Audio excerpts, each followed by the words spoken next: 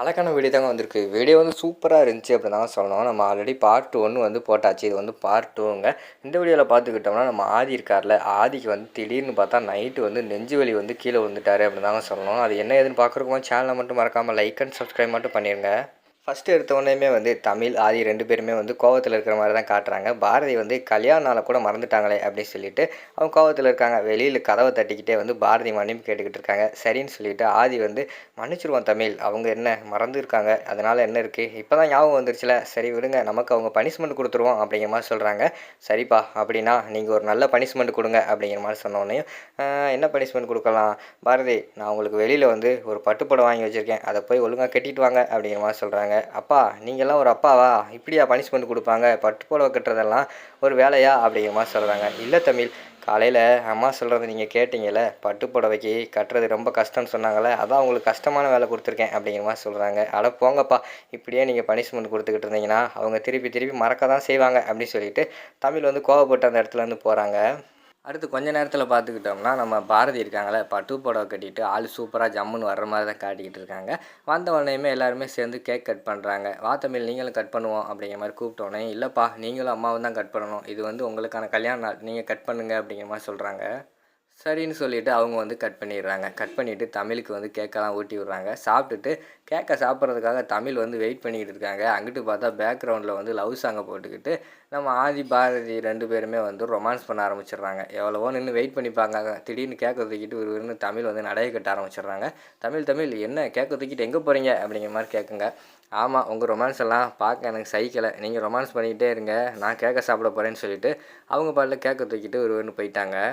அடுத்த சீனில் பார்த்துக்கிட்டோம்னா, நம்ம பாரதி இருக்காங்கல்ல, பாரதி வந்து ஆதியோட நெஞ்சில் சாஞ்சிக்கிட்டு, சாரி ஆதி, என்னால் தான் இந்த பிரச்சனை உங்களுக்கு வந்துருச்சு அப்படி இப்படின்னு சாரி கேட்க ஆரம்பிச்சிடுறாங்க.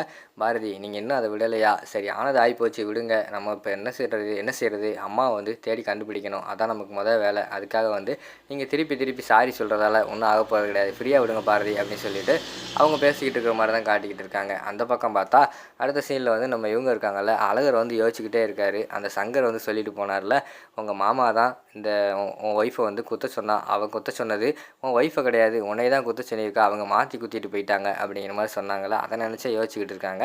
அந்த இடத்துக்கு வந்து நம்ம ஆண்டாள் வந்து வராங்க. டேய் என்னடா ஒரு மாதிரி டல்லாக இருக்க, என்னடா பிரச்சனை அப்படிங்கிற மாதிரி கேட்காங்க. இல்லடி அவங்ககிட்ட ஒன்று சொல்லுவேன் அப்படிங்கிற மாதிரி சொல்கிறாங்க. சொல்லுடா அப்படிங்கிற மாதிரி சொன்ன உடனேயும், இல்லை அந்த ரவுடியை வந்து குத்த சொன்னாங்கல்ல, அது யாரும் தெரியுமா, உங்கள் அப்பா தாண்டி குத்த சொல்லியிருக்காரு அப்படிங்கிற மாதிரி சொல்கிறாங்க. டேய் என்னடா நினச்சிக்கிட்டு இருக்க, எங்கள் அப்பா மேலே பழி போட்டுக்கிட்டு இருக்க அப்படிங்கிற மாதிரி சொல்கிறாங்க. இல்லடி நான் சொல்லலை, இன்றைக்கி வீட்டுக்கு வந்தார் சங்கர், அவர் தாண்டி சொன்னார் அப்படிங்கிற மாதிரி சொல்கிறாங்க. நீ நம்புறியா அப்படிங்கிற மாதிரி கேட்காங்க. இல்லை நான் நம்பலை, அவர் என்னமோ வந்து கெடுதல் பண்ணுவார், அது என்னமோ உண்மை தான், ஆனால் கொலை பண்ணுற அளவுக்கு வந்து அவர் மோசமானவர் கிடையாது சொல்லி அனுப்பிட்டேன்டி அப்படிங்கிற மாதிரி சொல்கிறாங்க. இங்கே பாருடா, அந்த சங்கரை வந்து ஏதோ ரத்தம் கொடுத்தாரா, அதோட இருக்க சொல்லு, அதை விட்டுக்கிட்டு எங்கள் அப்பா பற்றியெல்லாம் தேவையில்லாமல் தப்பாக பேசினா இப்போ நான் சும்மா இருக்க மாட்டேன் அப்படிங்கிற மாதிரி சொல்லி கோவப்படுறாங்க. எதுக்குடி கோவப்படுற, நான் தான் சொல்கிறேன்ல, அவரை வந்து நீ சொன்னதெல்லாம் தப்பு அப்படிலாம் இருக்க மாட்டான்னு சொல்லி திட்டி அனுப்பிட்டேன்னு சொல்லலை, பிறவென்ன பேசாமல் வா படு அப்படின்னு சொல்லிட்டு 2 பேருமே அந்த இடத்துல வந்து படுத்துங்கிற மாதிரி தான் காட்டிக்கிட்டு இருக்காங்க. அடுத்த சீனில் அப்படியே ஆதி அவங்க வீட்டில் காட்டுறாங்க. ஆதி, பாரதி, தமிழ் எல்லாருமே வந்து படுத்து தூங்கிட்டு இருக்காங்க. அப்போ பார்த்தா ஆதிக்கு வந்து திடீர்னு பார்த்தா நைட்டு வந்து நெஞ்சு வலி வந்துடுது. அவங்க அம்மா பற்றி யோசிச்சுக்கிட்டே படுத்திருக்காங்க. அவங்க அம்மா வந்து ஃபோனில் சொன்னாங்கள்ல, லெட்டர் எழுதி வச்சுருந்தாங்கள்ல, இனிமேல் வந்து உங்கள் வாழ்க்கைக்குள்ளே நான் வரமாட்டேன், நான் வந்து தூரமாக போகிறேன்ப்பா, நீ தமிழ், பாரதி எல்லாருமே சந்தோஷமாக இருங்க, நான் அவங்க கூட சந்தோஷமாக இருக்கேன்னு நினச்சேன், ஆனால் அந்த ஆண்டவன் வந்து எனக்கு கொடுத்து வைக்கல, நீங்களாவது சந்தோஷமாக இருங்கப்பா அப்படி இப்படின்னு வந்து அந்த லெட்டரில் நிறைய எழுதி வச்சுருந்தாங்கள்ல, அதெல்லாம் அவங்க மனசுக்குள்ளேயே ஓடிக்கிட்டே இருக்கிற மாதிரி காட்டுறாங்க.